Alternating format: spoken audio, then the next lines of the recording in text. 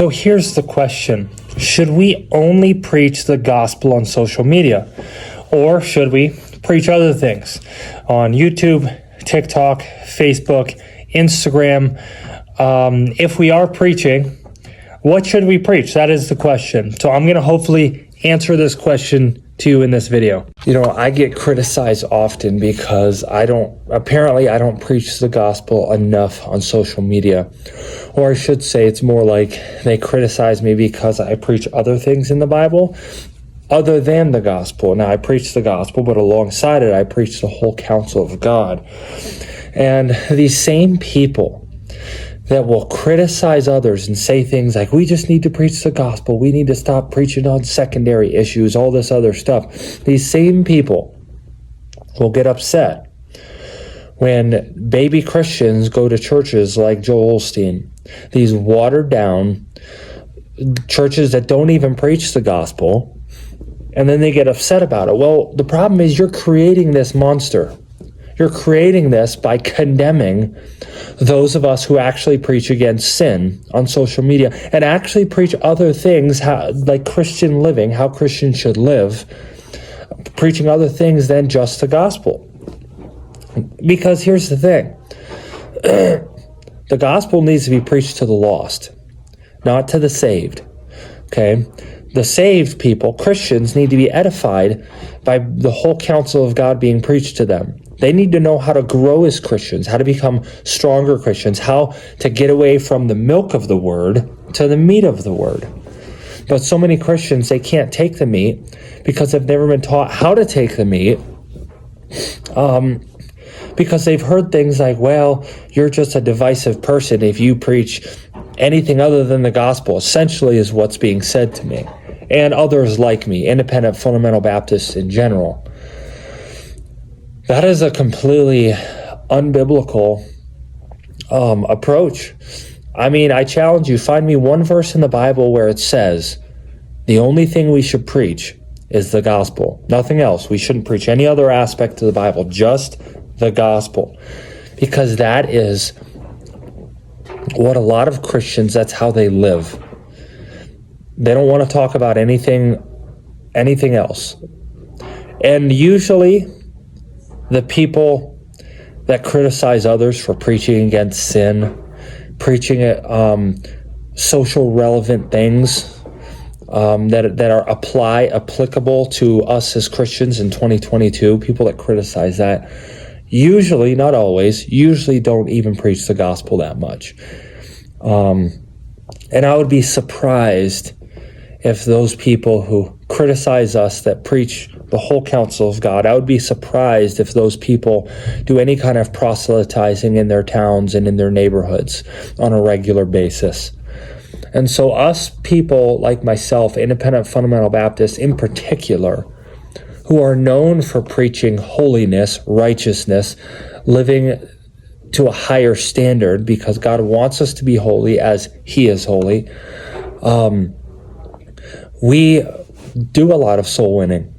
And where I'm not patting us on the back at all, because that's just our duty to do. We shouldn't get a pat on the back for just obeying the command of God, or the bare minimum is to tell others about Christ.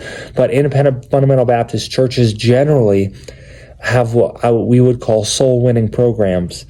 And this is where every week we meet as a church, we gather together, and we go out into the community and we knock on doors. And we witness to people. We knock on their doors and try to win them to Jesus Christ, try to get them saved. Not very many Christians do that. So before you criticize independent fundamental Baptists because we preach against sin, we preach against rock music, we preach against tattoos, all this stuff that people get angry about, we're just trying to help Christians grow. We're just trying to get the baby believer to move beyond the milk of the word and get to move to the meat of the word. We're trying to get them to grow to be holy, righteous Christians that are not conformed to this world.